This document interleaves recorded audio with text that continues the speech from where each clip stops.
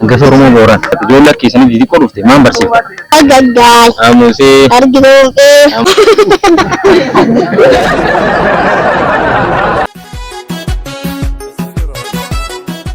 Ayyee maqaan kan kennu siin jedhan? Qori. Qoriin kan jennu? Harayyaa. Gosi maal? Hojitu. Luufam.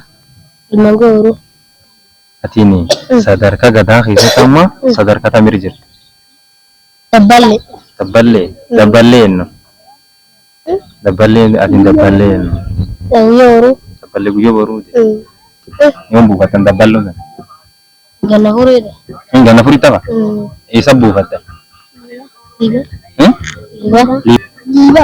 Yoo ammoo dabballee kan buufatan maal taatan? Gammee namaa goota. Gammee taatan? Gammee keessa baatan? Nyaachisni. Nyaachisni. Gammee keessa baatan nyaachisa? Ayyee nyaachis nyaataa irra baatan? Buustaa.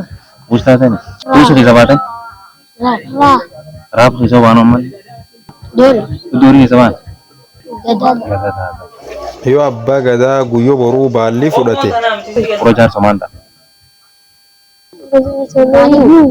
Iyyuu. Yoo tanne amma gooroon godaa ammoo hin dhiisa. Godama. Garfir godaana?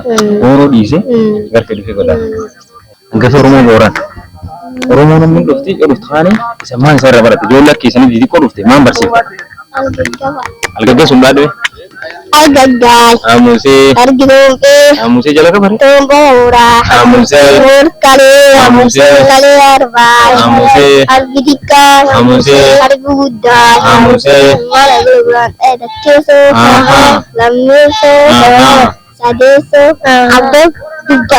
Filmi qabdu ittiin.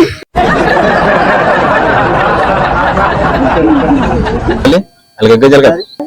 Algaggaa. Aamusee. Aldoomtee. Aamusee. Tomboora. Aamusee.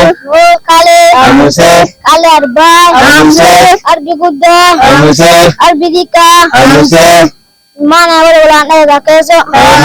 Lammeessoo. Sadeessoo. Nam hoob silmiin kaawwatu dhiki.